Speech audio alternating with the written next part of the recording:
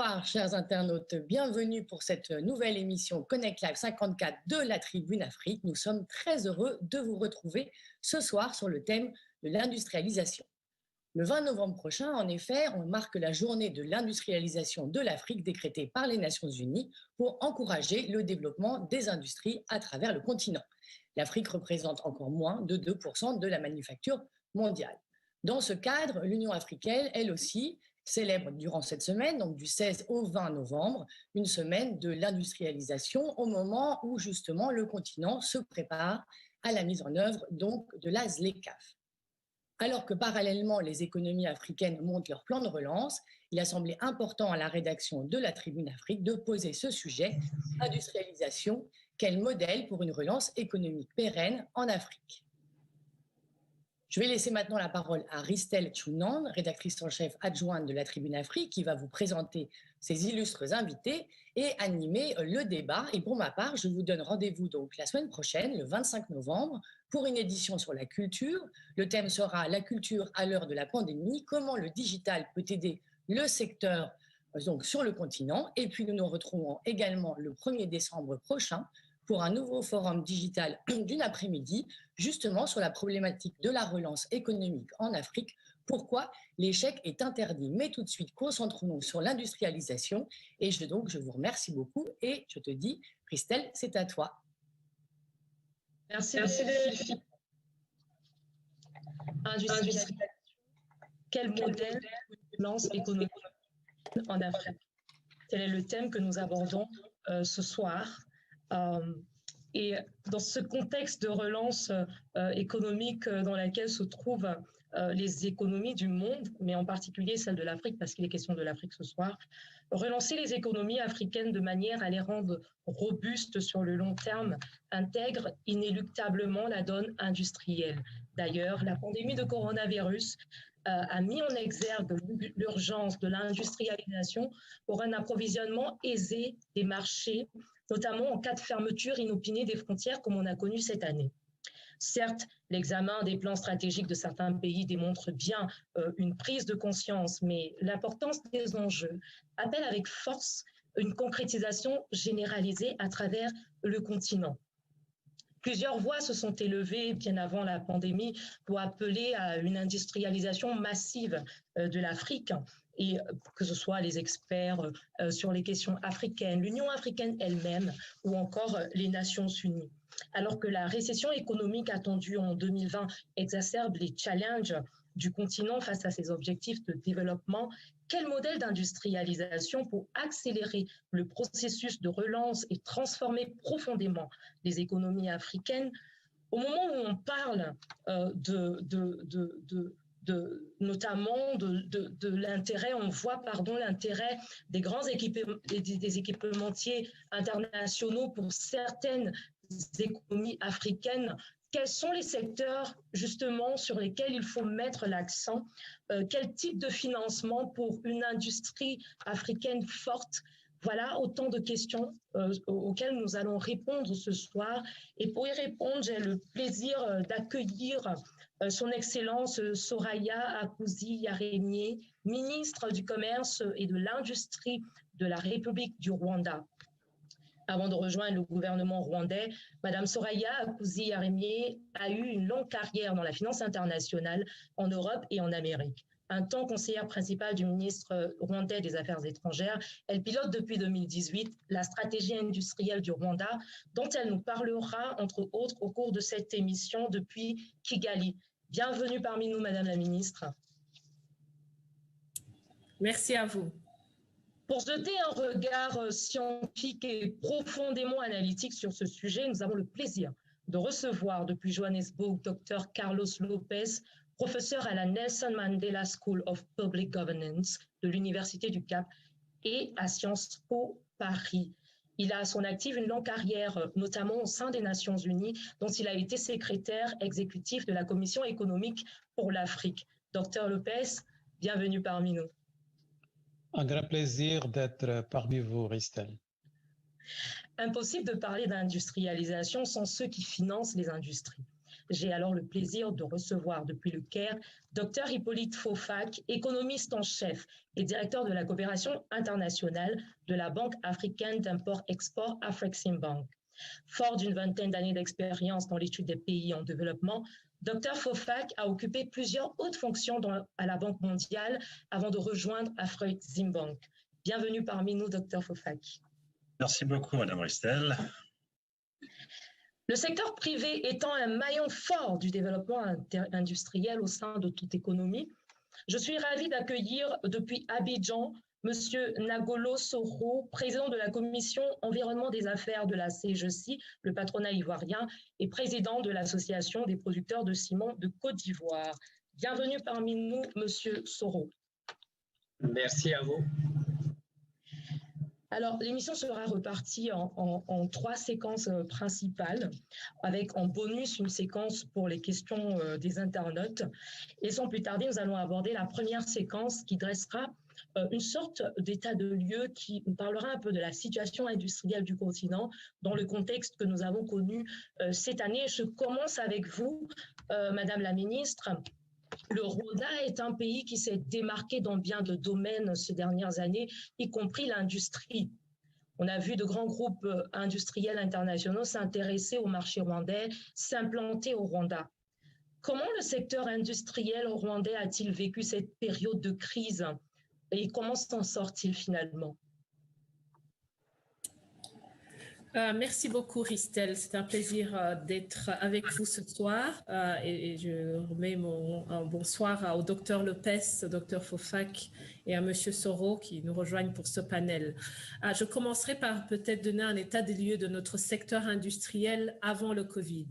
Le Rwanda avait, depuis les dernières 5 ans, mis un accent sur la promotion de la production locale, spécialement dans 3 secteurs clés, la production de matières de construction, l'agroalimentaire et aussi ce qu'on appelle l'industrie légère, c'est-à-dire tout ce qui est production, que ce soit dans le domaine pharmaceutique, du textile et de l'habillement, ainsi que dans les biens de consommation. Et pour vous donner une idée, en 2019, le secteur industriel avait une croissance de 19%, ce qui est une augmentation sur les 5 ans de plus de 6%. En 2015, lorsque nous avions commencé l'initiative du Made in Rwanda pour la promotion de nos industries locales, le secteur industriel ne représentait que 17% du PIB et nous avons comme objectif que en 2024, ce secteur va représenter 22% du PIB. Et avec en fait le fait que nous avons vraiment mis un accent pour attirer des investisseurs dans ce secteur et en travaillant vraiment sur un climat propice aux affaires, les 3 dernières années, je dirais surtout l'année 2018 où nous avons vu dans notre pays l'ouverture de la première usine d'assemblage automobile par Volkswagen, la première usine d'assemblage de smartphones par Maraphones, mais aussi dans le secteur textile, nous avons pu avoir une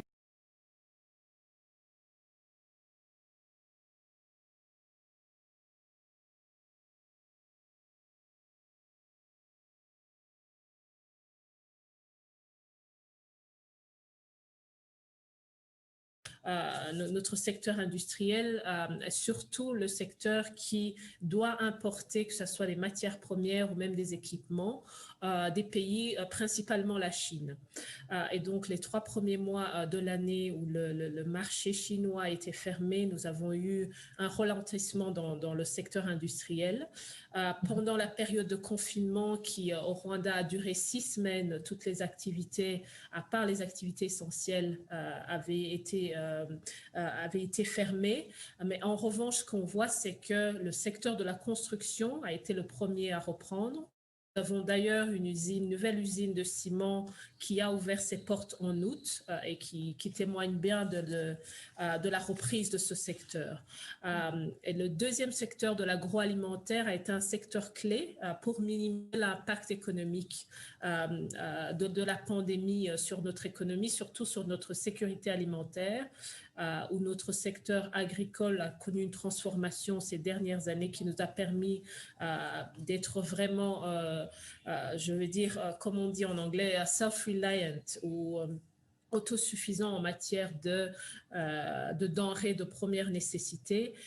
Mais en revanche, là où nous sommes toujours très dépendants des marchés internationaux et des pays partenaires, c'est vraiment le secteur que ce soit de la pharmaceutique, que ce soit des produits d'hygiène, où là, les importations avec tout ce qu'on a connu comme défi dans l'approvisionnement est aussi un secteur où nous pensons que dans l'avenir, nous devons mettre beaucoup plus d'investissements pour pouvoir nous assurer une autonomie et effectivement que ce soit la production au niveau local, mais aussi de pouvoir être sûr d'être approvisionné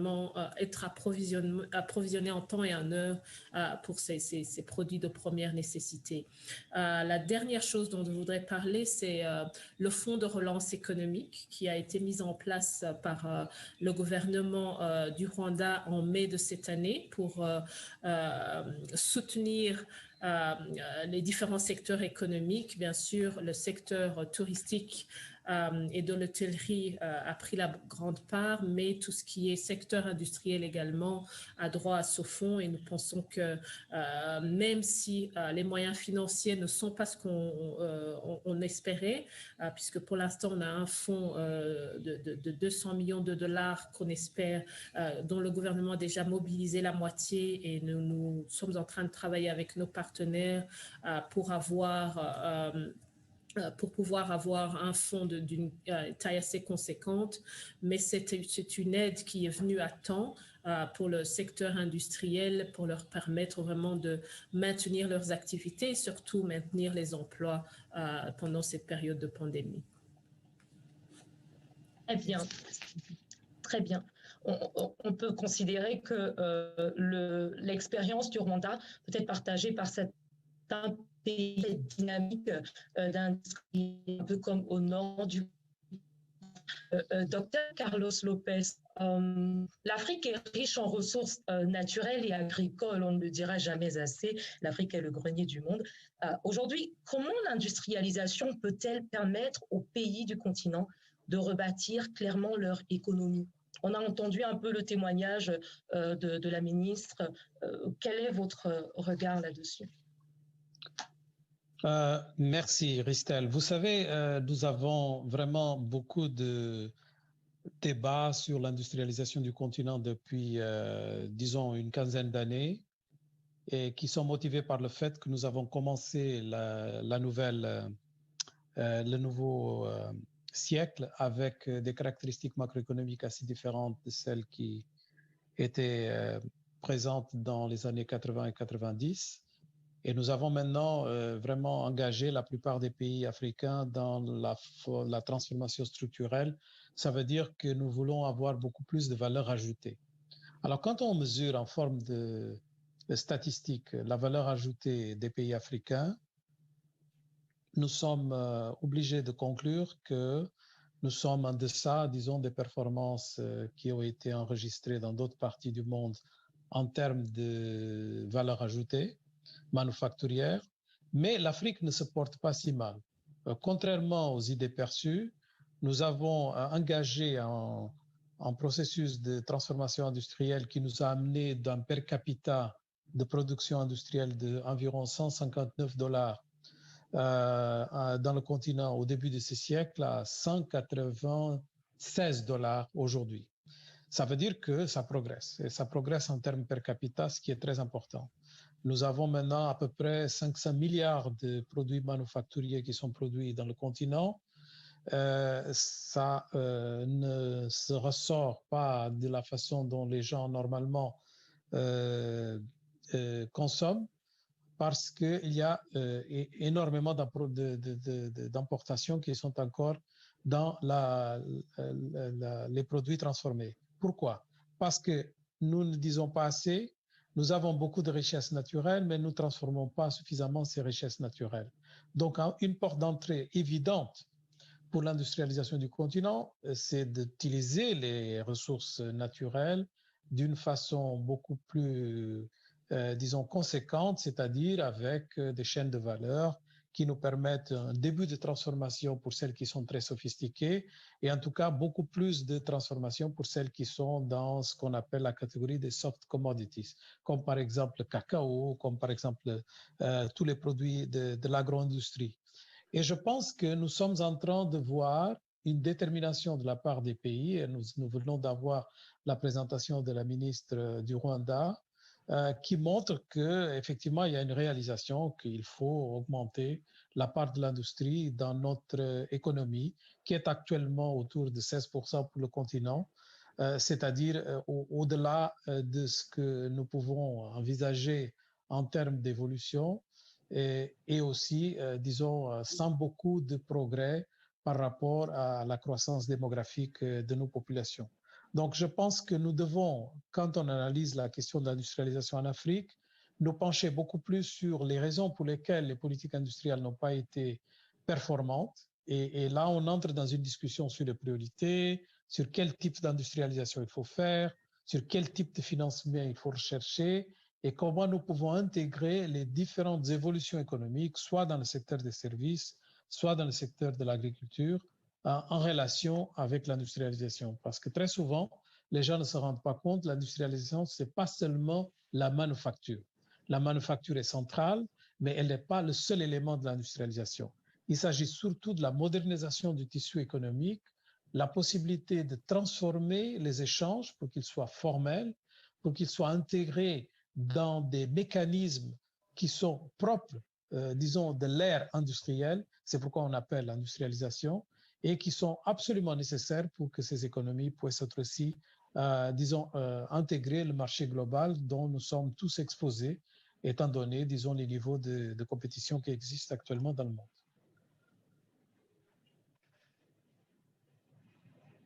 Vous évoquez là des points très importants, notamment le fait que l'Afrique ne transforme pas assez ses ressources, la question sur les raisons même pour lesquelles les stratégies industrielles jusqu'ici n'ont pas vraiment fonctionné, et le fait aussi que l'industrialisation n'est pas seulement de la manufacture. Nous y reviendrons. Mais avant, Monsieur Nagolo Soro, vous êtes là? Oui. Comment les industriels du secteur privé veulent-ils contribuer au développement de l'industrie? Vous avez entendu un peu l'analyse du docteur Lopez. Vous, en tant qu'industriel de longue date, comment vous souhaitez, au niveau du secteur privé, contribuer au développement industriel? Bien, je vous remercie. Je voudrais d'abord vraiment vous remercier, vous et toute l'équipe de la Tribune, pour avoir invité notre président, le président de la Confédération générale des entreprises de Côte d'Ivoire, a participé à ce débat. C'est en son nom que je parle et c'est un plaisir pour moi. Je voudrais saluer également tous les honorables co-invités à cette émission. La question que vous posez, elle est importante parce que, comme vous l'avez dit tout à l'heure, le secteur privé aujourd'hui, tant en Côte d'Ivoire que partout ailleurs, est reconnu comme le moteur de la croissance. Nous sommes d'autre part parfaitement conscients, et c'est le cas chez tout le monde, que l'industrie joue un rôle capital dans le développement de nos économies. Aujourd'hui, il faut bien considérer que l'industrie n'est pas un luxe. En tout cas, l'industrialisation n'est pas un luxe pour l'Afrique, mais c'est un passage obligé pour pouvoir aller vers l'émergence. L'analyse montre que dans la quasi-totalité des pays, il y a un lien fort entre le décollage économique et l'accroissement du PIB industriel.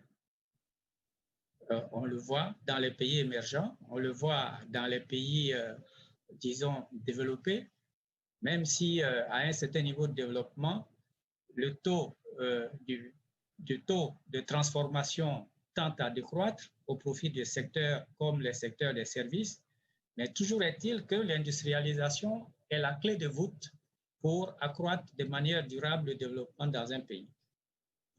En Côte d'Ivoire, nous avons ce que nous appelons un plan national de développement. Ce plan national de développement pour la période actuelle qui va de 2016 à 2020, il est indiqué que nous devons, au niveau national, avoir un taux national d'investissement de l'ordre de 23,9% du PIB. Et dans ces 23,9%, la part dévolue au secteur privé a été bien identifiée. Elle est à 14,5%. C'est-à-dire que nous sommes en face de responsabilités et nous en sommes pleinement conscients. Et c'est conscient de ces enjeux que le secteur privé a décidé de prendre ses responsabilités en se positionnant comme un partenaire, une force de proposition sur toutes les questions qui l'interpellent vis-à-vis du gouvernement. Sur la question spécifique de l'industrialisation, je voudrais retenir à titre de contribution 4 initiatives essentielles que le secteur privé ivoirien a prises. En 2012, la Confédération générale des entreprises de Côte d'Ivoire a mené une étude qu'elle a intitulée « Étude prospective Côte d'Ivoire 2040 ». Cette étude avait pour objectif d'indiquer la vision prospective de la Côte d'Ivoire et de faire des recommandations pour le développement économique de la Côte d'Ivoire. Et le plan national de développement 2016-2020 dont je viens de parler a capté dans ses recommandations un certain nombre d'éléments qui sont intégrés aujourd'hui dans ce qu'on pourrait appeler la politique industrielle de la Côte d'Ivoire. En 2018, la Confédération générale des entreprises de Côte d'Ivoire, dans le cadre de son forum économique annuel, a choisi comme thème « Cap sur l'industrialisation, un défi pour tous ». Et dans cette même année 2018, à la demande du chef de l'État, au sortir de ce forum, le secteur privé s'est engagé à élaborer un livre blanc sur l'industrialisation de l'Afrique. Ce livre blanc a été actualisé en 2019 et là aussi, comme le premier, retrace la vision du secteur privé, les recommandations à faire pour réussir une industrialisation durable. Et enfin, la dernière initiative que je voudrais citer à ce niveau, elle date d'il y a 3 à 4 mois. C'est une étude que nous avons engagée pour essayer de mesurer l'impact du Covid sur l'industrie ivoirienne. L'étude est encore en cours. Évidemment, l'objectif que nous visons derrière cette étude, c'est de voir quels sont les secteurs qui ont été touchés en quoi, quelles sont les faiblesses qui ont été révélées et évidemment proposer les mesures, les recommandations pour assurer la correction de toutes ces défaillances. Très bien, merci. Merci sur votre pays. Passons rapidement à la question sur la finance. Alors, Dr Fofack, Afreximbank est devenu un fervent défenseur d'une industrialisation à grande échelle de l'Afrique. Et ces dernières années, il y a eu plusieurs actions dans ce sens-là, notamment en partenariat avec l'Union africaine. Quel regard le monde financier en général et la banque au sein de laquelle vous travaillez en particulier porte sur le rôle des industries dans la relance? Oui, merci beaucoup, Christelle. J'aimerais également joindre ma parole à celle des journalistes pour apprécier cet événement organisé par la Tribune Afrique, et exactement pendant cette semaine de l'industrialisation de l'Afrique. Et je vais rejoindre, n'est-ce pas, professeur Lopez, qui nous a rappelé à quel point l'industrialisation a été au cœur du développement de l'Afrique depuis des décennies. Et on a vu à ce titre plusieurs plans mis en œuvre, le NEPAD en particulier, mais celui qui a attiré le plus mon attention, c'est le plan d'action de Lagos, Lagos Action Plan pour le développement de l'Afrique entre 80 et 2000. Et ce plan a été piloté par UNECE en particulier. Et le plan d'action de Lagos était si prometteur que les gouvernements africains ont, d'une manière générale, proclamé les années 80-90 décennies du développement industriel en Afrique. Mais cependant, l'Afrique a traversé cette décennie avec peu ou pas de progrès dans ce secteur industriel, en tout cas pas en termes relatifs, puisque si on s'en tient aux chiffres annoncés, on compte moins de 2%, n'est-ce pas, du secteur manufacturier au niveau global. Par conséquent, je pense que quand la part de l'Afrique dans le commerce mondial, déjà extrêmement faible, a chuté davantage, en particulier parce que le secteur manufacturier compte pour plus de 70-75%, n'est-ce pas, du commerce mondial. Donc, en tant qu'une banque du commerce africain, il est vraiment important d'avoir des percées dans ce secteur manufacturier si nous voulons, n'est-ce pas, voir la part du commerce, la part de l'Afrique dans le commerce mondial passer de moins de 3% à 4, 5, 10, 15% de façon proportionnelle à sa contribution à la population globale qui est aux alentours de 17%.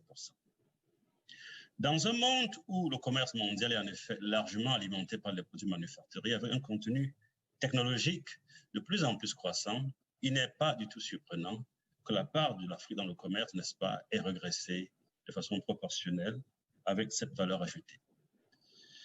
Ce qui est clair cependant, c'est que les coûts et les conséquences de ce déficit structurel d'industrialisation et la dépendance continue de l'Afrique à l'égard, n'est-ce pas, des produits, des ressources naturelles, l'extraction, des secteurs extractifs, est significative. Et on peut l'analyser sur plusieurs angles. Par exemple, en termes de gestion macroéconomique, je pense que dans les pays où les recettes fiscales sont fortement corrélées, n'est-ce pas, au cycle de prix des matières premières, quand le prix du pétrole, n'est-ce pas, s'effondre, les recettes fiscales suivent également, que ce soit au Congo-Brazzaville, au Gabon ou en Angola. L'autre aspect important qui concerne, n'est-ce pas, qui est important pour les banques et le secteur financier africain, c'est la question de la soutenabilité de la dette. Donc là, le pays où les recettes d'exportation de pétrole représentent 90% des recettes d'exportation, on peut avoir les conséquences importantes de ce déficit d'industrialisation en termes de contraintes de liquidité, en termes, n'est-ce pas, du financement de l'économie et en termes, n'est-ce pas, du service de la dette extérieure, qui aura des conséquences, comme nous le verrons plus tard, sur la conception de la prime du risque. L'autre aspect important qu'il faut mentionner, c'est celui de la volatilité de la croissance. Et la croissance des pays africains qui ne sont moins industrialisés est fortement corrélée aux matières premières qui sont, n'est-ce pas, susceptibles d'être affectées par la variation des cours sur le marché mondial. Et d'ailleurs, lors du deuxième trimestre de cette année, au cœur même, au point culminant de la pandémie, on a regardé, n'est-ce pas, l'incidence de cette pandémie sur le commerce mondial. Pendant que le secteur manufacturier contractait de 19%, les ressources naturelles et les matières premières contractaient d'à peu près 38%. En d'autres termes, non seulement les produits manufacturiers représentent une part importante du commerce mondial et la croissance mondiale, mais ils sont également moins affectés par la volatilité pendant les périodes de ralentissement de la croissance. Et l'autre aspect important, c'est celui de la perception du risque. Et la perception du risque est plus élevée en Afrique aujourd'hui, avec un impact négatif sur le coût du crédit pour les très rares États ou entreprises africaines ayant une bonne notation, avec naturellement des conséquences négatives pour l'investissement et l'industrialisation. En définitive, je pense, le déficit d'industrialisation a maintenu l'Afrique dans un cercle vicieux parfait. Il a exposé, n'est-ce pas, la région à la volatilité et augmenté la prime du risque et le coût du crédit, tout en excluant la plupart des entités africaines des marchés des capitaux. Pourtant, l'industrialisation nécessite, n'est-ce pas, du capital, et en particulier le capital patient, que j'appelle le patient capital, pour stimuler, n'est-ce pas, les investissements à long terme. L'industrialisation permettra à l'Afrique de sortir de ce cercle vicieux et d'intégrer, n'est-ce pas, une trajectoire de croissance à long terme dans un contexte de diversification des sources de croissance et du commerce. Les chocs sur les coûts des matières premières sont la source majeure des crises de liquidité dans ce continent depuis des décennies. En définitive, et pour conclure, l'industrialisation réduira les risques de la crise économique et atténuera l'ampleur de celles-ci quand elles sont vraiment inévitables. À terme, elle améliorera la perception du risque et la santé des banques dans les secteurs financiers. Merci. Vous nous donnez là une bonne introduction pour la suite, justement, parce que nous allons aborder tout de suite la question des modèles. Vous avez énoncé plusieurs points très importants et qui sont directement liés au modèle. Avant de revenir avec vous, je m'adresse à vous, Dr Lopez. Vous disiez tout à l'heure que l'industrialisation n'est pas seulement la manufacture. Alors, quels sont les modèles d'industrialisation viables aujourd'hui dans les pays africains selon leur contexte, leur réalité et leur potentiel? Vous savez, très souvent en Afrique, on a pensé que pour développer l'agriculture, il fallait mettre un peu l'industrialisation de côté et vice-versa. Et je pense que c'est complètement erroné d'imaginer qu'on puisse s'industrialiser sans qu'on respecte le principe de base qui est le transfert de la main-d'œuvre, disons, des secteurs moins productifs de l'économie vers des secteurs plus productifs. Et quand on parle dans ces termes, l'augmentation de la productivité agricole passe nécessairement par le chemin de l'industrialisation. Et c'est pourquoi notre agriculture peine à se développer. Sa part de contribution au PIB des pays africains ne cesse que de dégringoler malgré le fait que ça occupe une grande partie de la population en termes d'emploi et d'occupation.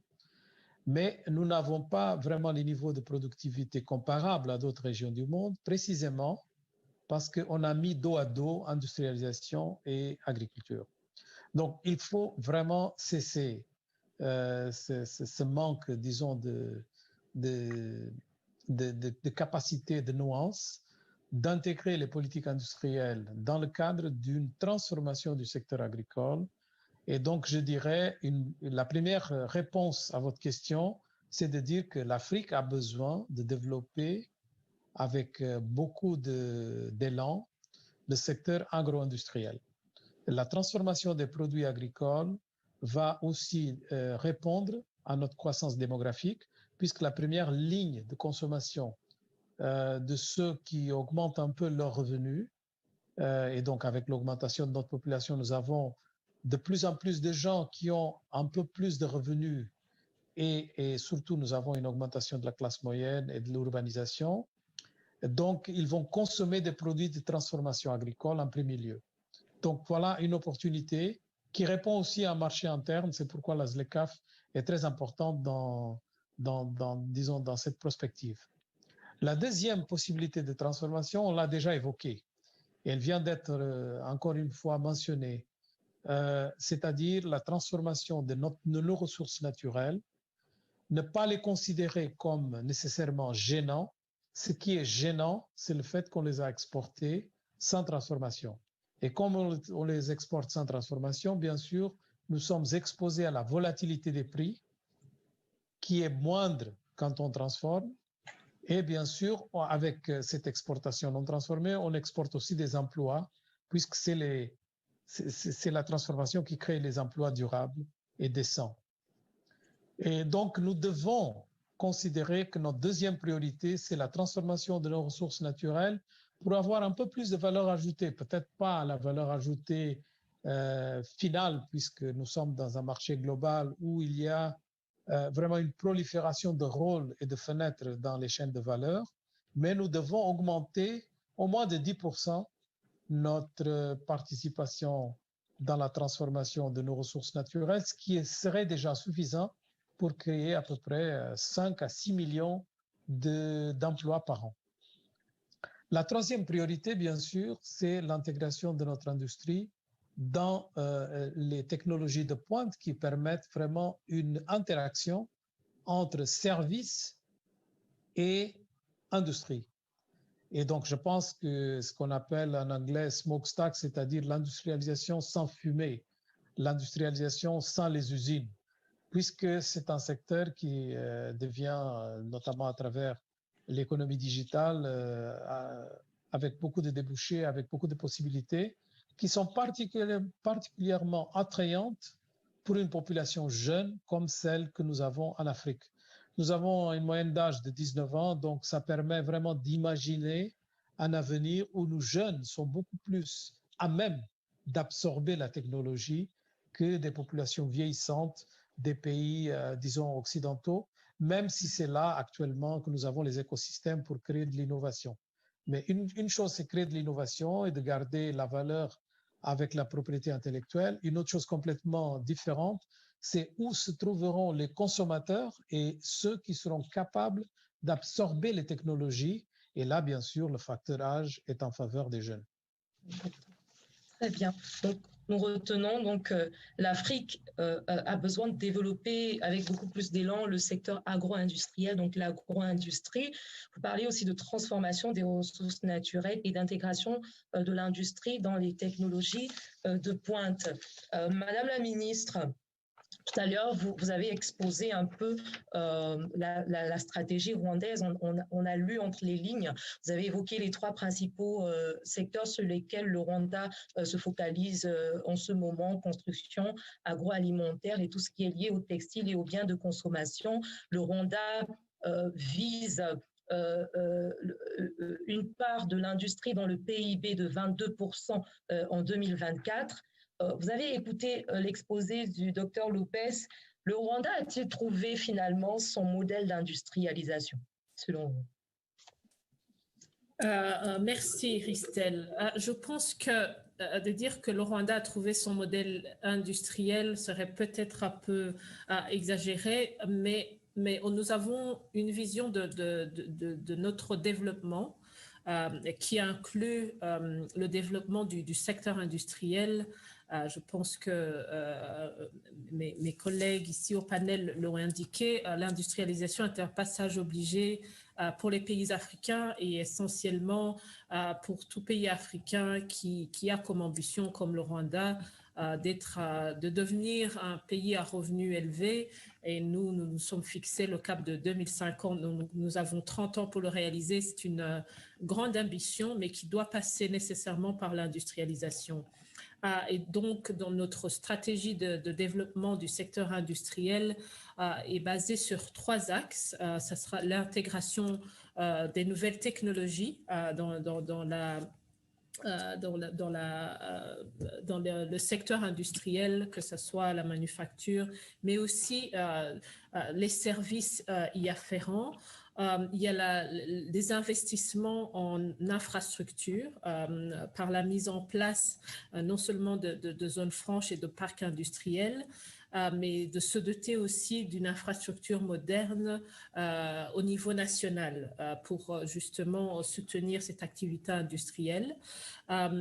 Et aussi l'approfondissement de l'intégration de l'économie du Rwanda dans les marchés régionaux et internationaux. Le Rwanda fait partie de plusieurs communautés économiques, que ce soit la communauté de l'Afrique de l'Est ou le COMESA, le marché commun des pays d'Afrique de l'Est et du Sud.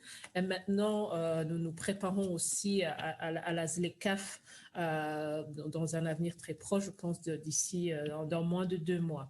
Mais il faut aussi savoir qu'au-delà que ça soit des incitants, par exemple, fiscaux ou du développement des infrastructures que nous mettons à la disposition des investisseurs dans le secteur industriel, l'un des grands défis que nous devons relever en tant que pays, c'est aussi la formation pour que nous puissions avoir une main-d'œuvre qualifiée, une main-d'œuvre qui est prête aussi à travailler pour le secteur industriel. Et deuxième chose, c'est aussi l'accès au financement. Comme vous le savez, comme dans la plupart des pays africains, c'est d'abord les banques qui sont les premiers, je dirais, bailleurs de fonds pour les investisseurs, mais c'est de regarder aussi à d'autres types de financement, que ce soit par le biais de private equity, par exemple, ou même de mettre en place un secteur financier fort et d'attirer de nouveaux acteurs dans ce qu'on appelle le financement alternatif. Et c'est l'un des buts du Kigali International Financial Center, qui est un centre financier avec pour ambition d'attirer vraiment, que ce soit les fonds d'investissement, mais aussi des acteurs internationaux dans le secteur financier pour s'installer dans le pays, pour qu'ils puissent, notre secteur privé puisse bénéficier d'une offre plus complète en matière de financement. Nous avons aussi mis en place des stratégies pour la promotion de la technologie industrielle, mais aussi recherche et développement, qui est un des axes, je pense, d'une industrialisation pérenne. Le budget que le gouvernement alloue à la recherche, aux recherches et développement n'est toujours pas suffisant, mais nous comptons sur des partenariats publics-privés, notamment via l'Agence de recherche et développement industriel, qui est une agence affiliée au ministère du Commerce et de l'Industrie, où une agence que nous poussons aussi à nouer des partenariats avec des acteurs privés, mais aussi des partenaires de développement ou des institutions internationales, afin de pouvoir vraiment mettre l'accent sur la recherche et l'innovation. Et le dernier point de notre stratégie industrielle, c'est de continuer à développer une économie circulaire, comme on dit, et de prendre en compte aussi les effets sur l'environnement de l'industrialisation, pour ne pas payer le prix d'une industrialisation, je dirais, massive, mais qui aurait un impact sur notre environnement. Nous avions des débats avec notre secteur privé lorsque nous avons mis en place une loi interdisant l'utilisation du plastique, ce qui a un coût sur, c'est vrai, le secteur privé, mais aussi un choix que le pays a fait pour la préservation de l'environnement. Et donc, c'est vraiment ce dilemme aussi environnement-industrialisation que nous essayons auquel nous essayons de jongler pour être sûr que nous avons une industrialisation certes massive, mais qui prend en compte aussi les effets sur l'environnement et sur finalement le changement climatique également. Merci. Très bien, je vous remercie, Madame la Ministre. J'en viens rapidement à vous, Dr Fofak. Quel est le regard que vous portez sur cette question des modèles industriels? Et tout à l'heure, vous disiez que l'industrialisation, je paraphrase, aura une incidence positive même sur la santé financière des banques. Alors, comment financer efficacement les stratégies industrielles et le type de financement est-il fonction du modèle adopté par les États? Merci beaucoup. J'aimerais, si vous me permettez, revenir un peu en arrière sur ces questions de modèle et avec un contraste, n'est-ce pas, entre l'Afrique et les autres régions du monde. Et je passerai en revue très rapidement, en particulier 3 modèles dans cette direction. Je commencerai par le modèle, n'est-ce pas, les modèles de substitution des importations qui étaient, n'est-ce pas, très populaires en Afrique à la sortie des indépendances et très franchement à travers le monde en développement. Et ce modèle, n'est-ce pas, très bien fonctionné dans certaines régions du monde et pays, notamment en Asie, que ce soit la Corée ou la Chine. Mais un peu moins en Afrique, que ce soit au Nigeria, en Tanzanie ou, n'est-ce pas, en Guinée. Pour ne citer que quelques-uns. Le deuxième modèle auquel on peut faire allusion, c'est celui appelé les modèles d'industrialisation par la promotion des exportations.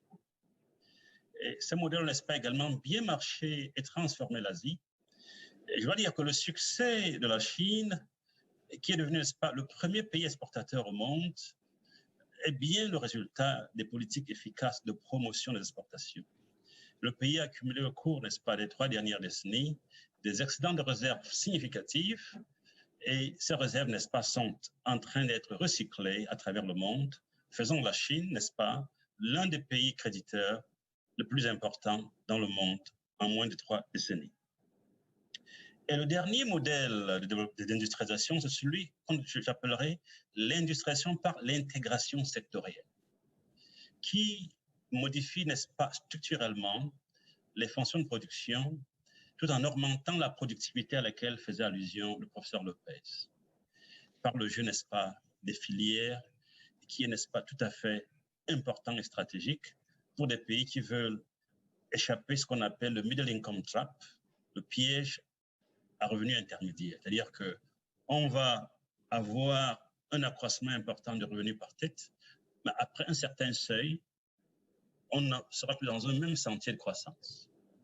Et les secteurs stratégiques tels que la sidérurgie, la métallurgie, l'énergie, les constructions électriques, ainsi bien que les industries pétrochimiques ont joué un rôle important dans le développement de l'Europe et aujourd'hui en Asie, et en particulier des pays tels que la Chine, la Corée, qui sont devenus, n'est-ce pas, des leaders mondiaux dans ces secteurs hautement stratégiques. Les modèles sont donc importants, ils sont importants. On peut bien envisager des scénarios où les pays qui réussissent sur le sentier d'industrialisation se sont inspirés, pas d'un seul modèle, mais de plusieurs, une combinaison de modèles.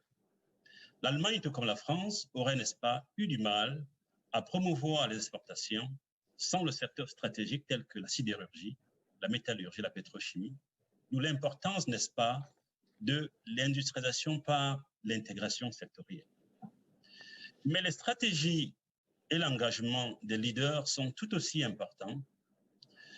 Et c'est sans doute sur ce dernier volet, engagement, stratégie, exécution, sur une période, n'est-ce pas, relativement longue, que l'Afrique, n'est-ce pas, à mon niveau, n'a pas été à la hauteur des enjeux de l'industrialisation au cours des dernières décennies.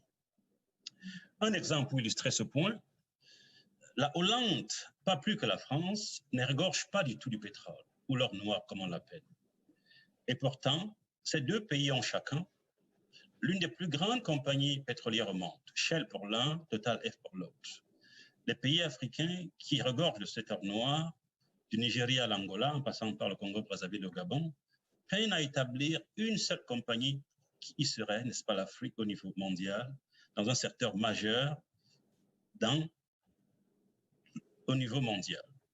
Ceci, à mon avis, explique bien ce déficit de volonté et d'engagement de la part, n'est-ce pas, de leaders à travers le continent.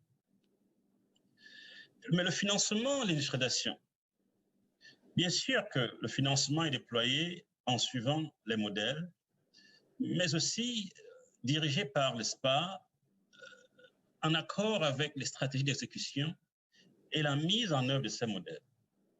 Est-ce que le type de financement est fonction du modèle choisi par les États? Bien entendu, il est fonction du modèle choisi par les États, mais également de la stratégie. C'est une combinaison de facteurs. Pour illustrer ce point, ce qui est sûr, c'est l'importance du capital patient, ce que j'appelle le patient capital. Parce que les investissements de long terme, avec des prêts qui ont une maturité qui s'étendrait sur plusieurs années, voire décennies, marcheraient beaucoup plus pour les investissements structurants, le dernier modèle, d'où l'importance, n'est-ce pas, des banques nationales de développement. D'accord. En Allemagne, par exemple, la KfW, qui est la deuxième banque allemande, avec des avoirs de près de 500 milliards de dollars, joue un rôle extrêmement important sur l'impulsion et l'industrialisation de l'Allemagne depuis la fin de la Deuxième Guerre mondiale, depuis les années 40. En Chine, le China Development Bank joue le même rôle depuis 1994. Mais en plus du financement de l'industrialisation et du développement, les banques nationales de développement jouent également un rôle important dans le processus de croissance économique, mais aussi de la gestion des crises économiques. À travers leur financement anticyclique, elles permettent, n'est-ce pas, au pays de rester longtemps sur les sentiers de croissance. De la même manière, ces banques nationales de développement ont la capacité d'atténuer les chocs négatifs pendant les périodes de crise économique et de prolonger les cycles de prospérité pendant les phases de relance économique et de croissance. Donc, en clair, je pense que pour revenir à votre question, les financements sont, n'est-ce pas, liés à la stratégie, liés au modèle, Mais l'un des enjeux importants, c'est la question de financement à long terme. Puisque pour vraiment s'industrialiser, il faut, n'est-ce pas, ce patient capital, tout au moins pour les secteurs structurants, et ce qu'on ne peut pas avoir en relayant, en comptant exclusivement, n'est-ce pas, sur les banques commerciales. Merci. Très bien, docteur. Merci beaucoup. On comprend au travers de votre exposé, entre autres, par rapport au modèle, l'importance de l'intégration sectorielle dans les stratégies, la promotion des exportations à grande échelle, sur le plan financier, l'importance des banques nationales d'investissement. Et c'est également peut-être un message aussi au gouvernement pour davantage affiner les stratégies des banques nationales d'investissement et leur rôle pour le développement économique. Merci.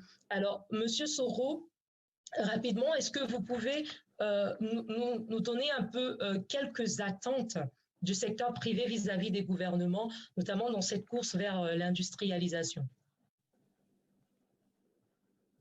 Merci. Je voudrais tout d'abord dire que je partage pleinement l'intervention de M. Fofak sur les modèles et sur toutes les politiques industrielles. Il y a bien des points sur lesquels nous, secteur privé ivoirien, qu'il a évoqué, bien des points sur lesquels nous sommes parfaitement d'accord. Au niveau du secteur privé ivoirien, nos attentes vis-à-vis des gouvernements, pour résumer, vont dans 3 directions précises. Je crois que la première chose, c'est qu'il faut qu'il y ait une concentration de tous les efforts sur non seulement les secteurs clés qui peuvent déclencher l'industrialisation, mais également sur toutes les mesures catalysantes qui doivent concourir à développer le secteur industriel. Ceci pour sortir un peu de la logique du tous azimuts ou de la pratique du saupoudrage. On ne fait pas, on ne réussit pas une industrialisation comme par hasard. Elle doit être parfaitement organisée. Le deuxième point qui est pour nous un élément important, un point d'attente, c'est qu'il faut qu'il y ait une direction claire et mesurable, de telle sorte que tous les francs CFA qu'on a pu investir, tous les efforts qu'on a pu déployer et les résultats qu'on a observés soient mesurables. Ceci est une exigence fondamentale. On parle de quoi là? On parle de vision, on parle de stratégie, on parle de se donner des objectifs. Et puis, troisième point non moins important, qui dans tous les cas doit prévaloir dans ces différents modèles, il faut que nous ayons une obsession, j'allais dire, de l'exécution. Il faut que nous nous contraignions à exécuter ce que nous avons programmé. Mais pour le faire, il faut mettre ensemble à la fois toutes les forces vives publiques et toutes les forces vives du secteur privé. Alors, entre la vision, entre la stratégie et les mesures à mettre en œuvre, nous pensons qu'il y a d'autres types de mesures qui sont tout aussi importantes qui doivent être développées. C'est ce que j'appelais tout à l'heure les mesures catalysantes. De ce point de vue, nous visons plusieurs types de mesures que les gouvernements devraient mettre en avant. On a parlé tout à l'heure des ressources financières. C'est le point clé, il faut le dire. Et c'est des ressources longues qu'il faut pour l'industrie. Nous, en Côte d'Ivoire, dans notre vision du secteur privé, nous préconisons la création d'un fonds de développement de l'industrie. Ce fonds devrait être là pour financer tous les projets industriels qui rentrent dans la ligne de la politique industrielle. Et ce fonds devrait avoir une gouvernance privée et publique. Le deuxième point sur lequel nous insistons, c'est la disponibilité des ressources humaines qui soient en parfaite adéquation avec les besoins du développement industriel. Je parle de ressources humaines en termes de qualité, de nombre, mais également en termes de coût. Troisième axe sur lequel il faut s'appesantir quand on parle de mesures catalysantes, ce sont tous les aspects infrastructurels. Il est vrai, la Côte d'Ivoire dispose d'un atout en matière d'infrastructure.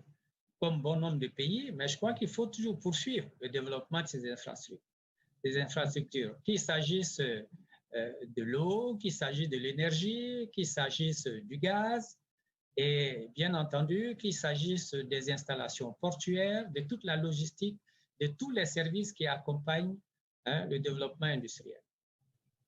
Et puis, il y a d'autres mesures, des mesures qui ressortent du domaine de la normalisation, du contrôle de la qualité. Il faut produire, mais il faut produire des produits de bonne qualité parce que c'est ceux-là qui doivent pouvoir se vendre. Donc, c'est des aspects qu'il faut absolument encourager.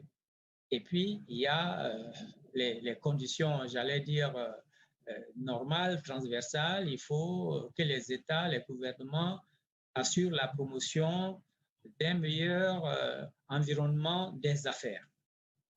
À côté de cela, nous avons également pensé à un aspect qui nous paraît important, c'est que de plus en plus, il faut que dans les politiques industrielles, on loge un peu de local content. Il faut cela pour encourager l'entrepreneuriat national, mais également et surtout les petites et moyennes entreprises. Et puis, bien entendu, il y a le volet des exportations. Et là aussi, on doit parler à nouveau de financement. Les entreprises, pour vendre leurs produits, ont besoin d'être accompagnées financièrement pour pouvoir conquérir non seulement les marchés régionaux, mais également les marchés internationaux. Donc, de ce point de vue, voilà un peu les attentes que nous avons au niveau du secteur privé ivoirien vis-à-vis des gouvernements. Très bien. Abordons rapidement la dernière partie qui est très, très, très importante autour de la ZLECAf. Docteur Fofak, la ZLECAf est un vaste marché donc, qui devra être alimenté grâce aux industries. Afreximbank est l'un des partenaires clés de l'Union africaine sur ce dossier. Quelles sont les urgences sur le plan industriel pour que ce bloc commercial soit un succès en quelques points rapidement? Je suis d'accord avec vous. Je pense que pour beaucoup de gens, la ZLECA, n'est-ce pas, est la réforme la plus importante que le continent ait connue depuis les indépendances. Et ce marché intégré qui permettra, n'est-ce pas, qui va doter, n'est-ce pas, la compétitivité, la productivité des entreprises africaines et permet, n'est-ce pas, de réduire le risque d'opérer dans des marchés cloisonnés est significatif. Et donc, les économies d'échelle seront très, très bénéfiques pour le continent. Madame la ministre en a parlé déjà dans le cas du Rwanda, où, n'est-ce pas, avant même de rentrer dans la phase de commercialisation sur la zone de libre-échange, des compagnies comme Volkswagen sont déjà dans le continent pour tirer bénéfice, avantage, n'est-ce pas, de cette opportunité. Et, mais je pense que pour que ce soit un succès, il est tout à fait important qu'il faudra mettre en œuvre des politiques conséquentes et soutenir, n'est-ce pas, les réformes sur une longue période. Par exemple, l'application stricte des règles d'origine sera fondamentale pour le succès des modèles de développement industriel tels que les imports-substitutions. Nous avons, n'est-ce pas, récemment mené une étude sur la nature, l'étendue du secteur informel en Afrique. Les résultats sont très, très intéressants. Les produits manufacturiers qui comptent pour une part importante du commerce informel en Afrique sont largement dominés, n'est-ce pas, par le commerce de transit.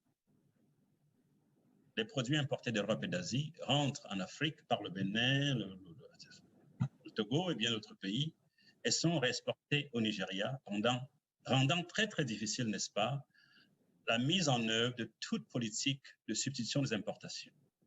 Les règles d'origine permettront de réduire ce risque et d'adresser les contraintes de l'offre à partir de la production locale, local content, comme l'a dit, n'est-ce pas, le panéliste de Côte d'Ivoire, à partir de l'expansion de la production manufacturière africaine pendant la mise en œuvre de la ZLECA. De ce point de vue, les règles d'origine pourraient être l'accélérateur de l'industrialisation tant souhaitée en Afrique. Mais pour y parvenir, il faudra un nouveau partenariat entre le secteur public et privé.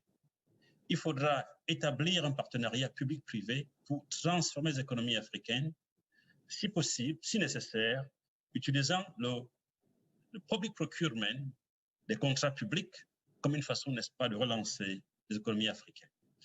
Il faudra investir dans les secteurs stratégiques tels que la sidérurgie, la métallurgie, l'acier et les politiques énergétiques. On ne pourra pas avoir une industrie automobile vibrante, robuste, sans, n'est-ce pas, l'acier. On peut dire la même chose par rapport au chemin de fer, and so forth. Il faudra former de grands ingénieurs. Madame la ministre en a parlé, n'est-ce pas, des ressources humaines. C'est très, très important. Il faudra de grands ingénieurs. Il faudrait construire, lever des déficits au niveau des infrastructures. Et il faudra également, on n'en a pas beaucoup parlé, une politique monétaire conséquente. La politique de change est un levier important de compétitivité au niveau global. Le Japon l'a utilisé. Les pays asiatiques ont joué sur ce levier.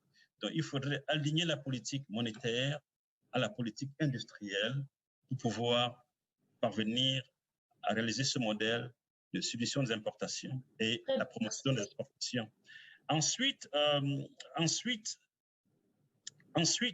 il faudra également assurer le succès de ces modèles à travers, n'est-ce pas, l'utilisation des produits de base et la promotion d'exportation à laquelle nous avons fait allusion. Dans un espace continental, on pourrait bien envisager des modèles où le développement des chaînes régionales de valeur ouvrirait, n'est-ce pas, le monde entier, le marché global aux pays africains à travers cette transition. Je pense que dans l'intérêt du temps, je pourrais arrêter à ce niveau. Merci beaucoup, docteur.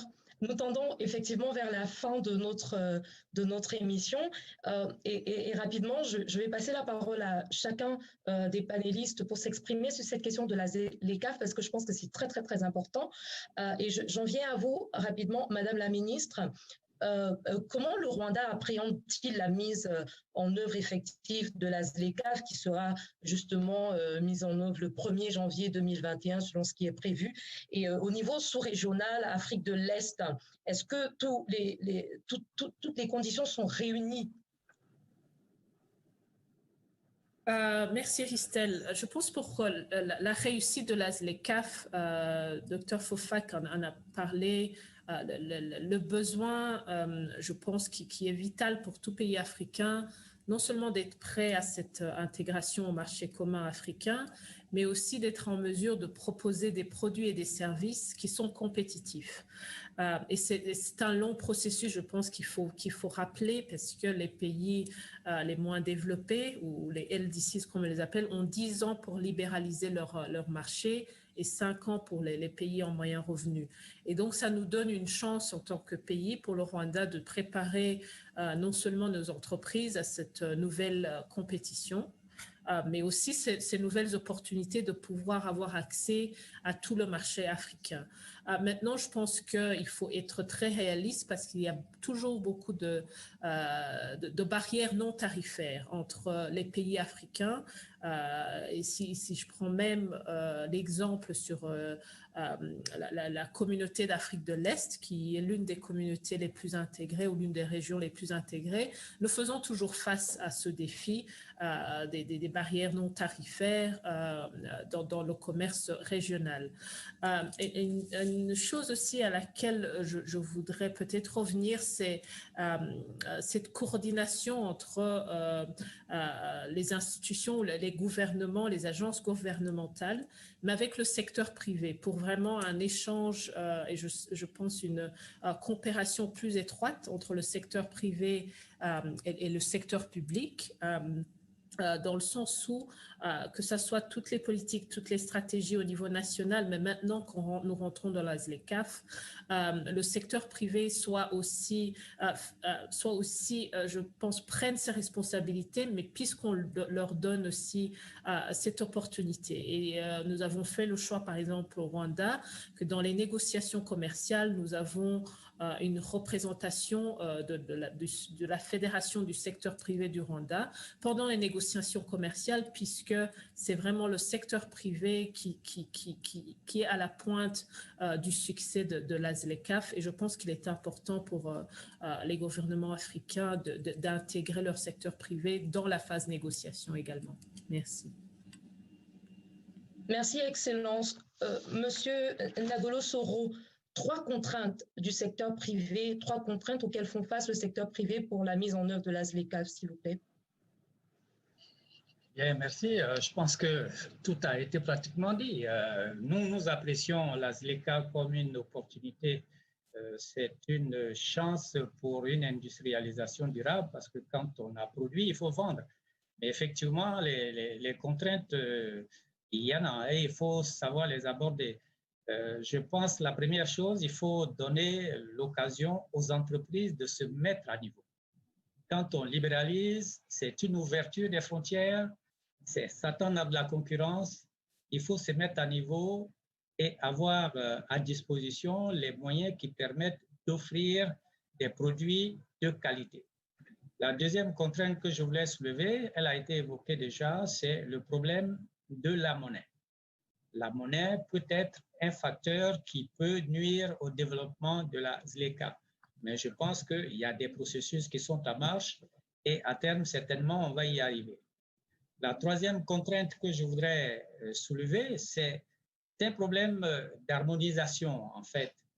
Un problème d'harmonisation parce qu'on va à des négociations. Il n'est pas évident que l'entente soit facile. Vous avez des pays à revenus intermédiaires, vous avez des PMA, les économies ne sont pas au même niveau. Il faut savoir tenir compte de cela et je pense qu'à terme, de toutes les façons, il faut y arriver.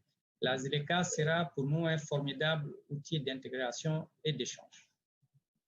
Très bien. Docteur Lopez, au regard de la dynamique actuelle des économies africaines et des plans de relance déjà dévoilés par quelques-unes d'entre elles, quelle lecture prospective faites-vous à la veille de la mise en œuvre de la ZLECAf?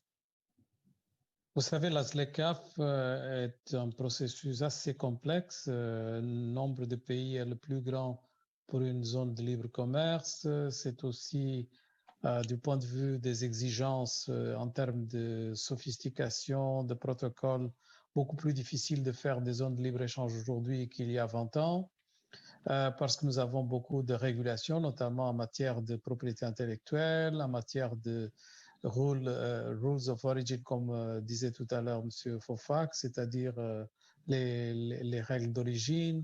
Nous avons les mécanismes pour les conflits, etc. Donc, nous avons actuellement un niveau de négociation qui est assez acceptable. Malgré le Covid et la pandémie, nous avons quand même pu garder le cap. Il y a de l'évolution. Je pense que la date d'entrée en vigueur effective de la zone de libre commerce est un peu théorique parce qu'il va falloir harmoniser beaucoup de choses avant qu'on puisse vraiment voir les résultats. Mais ce qui est important, c'est qu'on puisse utiliser déjà les points d'entrée qui sont à notre disposition pour mieux négocier avec nos partenaires internationaux, notamment les grands partenaires, c'est-à-dire les États-Unis, l'Europe à travers l'Union européenne, la Chine, le Japon. Et malheureusement, on n'est pas encore en train de le faire parce que le secrétariat de la ZLECAf vient de s'installer. Il va falloir trouver les bons moyens pour qu'on puisse utiliser cette entrée politique énorme que nous avons de pouvoir mettre, disons, un partenariat, disons, en question pour qu'il puisse mieux profiter à l'Afrique. Pour qu'on puisse vraiment avoir un changement de parcours dans notre structure économique, si nous voulons avoir des bonnes stratégies, des bonnes politiques industrielles, si nous voulons vraiment changer les mécanismes de financement pour mieux protéger l'industrie et les producteurs locaux, etc. Tout ça va dépendre en grande partie des accords que nous sommes en train de signer ou que nous avons déjà signés avec les partenaires africains. À partir du moment où nous avons une zone de libre commerce pour l'ensemble du continent, nous pouvons tout remettre en cause en ce qui concerne les accords qui ne sont pas encore signés, et ce n'est pas peu, parce que nous avons beaucoup de chantiers qui sont ouverts, et c'est le moment vraiment de mettre de l'ordre et de pouvoir profiter de la ZLECAf pour avoir des partenariats qui sont beaucoup plus productifs pour la relance économique de l'Afrique après Covid. Très bien. Merci beaucoup, Dr Lopez. Alors, en 30 secondes, chaque panéliste va répondre à cette question d'un internaute. C'est Mouzoko Mbouyi Patrice, président de l'Association des consommateurs de la RDC. il pose la question de savoir quel rôle peut jouer le consommateur africain. Dans tout ce que nous avons dit en matière d'industrialisation, dans le contexte de relance économique et d'entrée de mise en œuvre de la ZLECAf, quel rôle peut jouer le consommateur africain? À vous, Madame la Ministre, quel rôle peut jouer le consommateur rwandais? En 30 secondes, s'il vous plaît. Merci Christelle. Je crois que le consommateur africain est au cœur de cette zone de libre-échange par ses choix de qualité, mais aussi, je pense, le changement de mentalité de considérer qu'un produit africain de qualité vaut un produit qui vient d'ailleurs. Donc, je relance la balle, je pense au centre. C'est vraiment au consommateur africain d'être au cœur de cette zone de libre-échange. Merci. Monsieur Soro, quel rôle peut jouer le consommateur africain en 30 secondes? Je crois que le consommateur, c'est la finalité de tous les efforts. Bien naturellement, le consommateur est décisif, mais je pense d'un côté j'ai évoqué tout à l'heure la notion de local content. Je crois que c'est là qu'il prend sa part. Il faut qu'il participe activement à tous les efforts d'industrialisation du pays. Docteur Fofak, en 30 secondes, quel rôle peut jouer le consommateur? Nous incluons, n'est-ce pas, dans ton échantillon des consommateurs, l'homme à la base, comme tous ceux qui sont au sommet, qui dirigent. On peut bien avoir un modèle où pour être présent aux États-Unis, il faut conduire une voiture américaine, made in America. Donc, il faudrait qu'on ait un changement de mentalité à la base, mais également au sommet, pour, n'est-ce pas, montrer par l'exemple et valoriser, n'est-ce pas, la production locale. Merci. Docteur Lopez, pardon, le rôle du consommateur, quel sera-t-il? Je pense que le rôle du consommateur, c'est de pouvoir vraiment choisir quand il y a des possibilités le local. Mais très souvent, choisir le local, ce n'est pas seulement un slogan. C'est aussi chercher à mettre en valeur des petites et moyennes entreprises avec des soutiens et des supports qui ont besoin de mobilisation politique. Donc, le consommateur doit se mobiliser pour que ce local puisse vraiment avoir des chances. Très bien, merci. Donc, le rôle du consommateur est central dans le développement de l'industrie africaine, dans la mise en œuvre de la zone de libre-échange continentale qui devrait justement pleinement être en vigueur à partir du 1er janvier 2021. Alors, ça a été un plaisir de partager cette plateforme avec chacun de vous, chers panélistes. Alors, la table ronde d'aujourd'hui était intitulée « Industrialisation ». Quel modèle pour une relance économique pérenne en Afrique?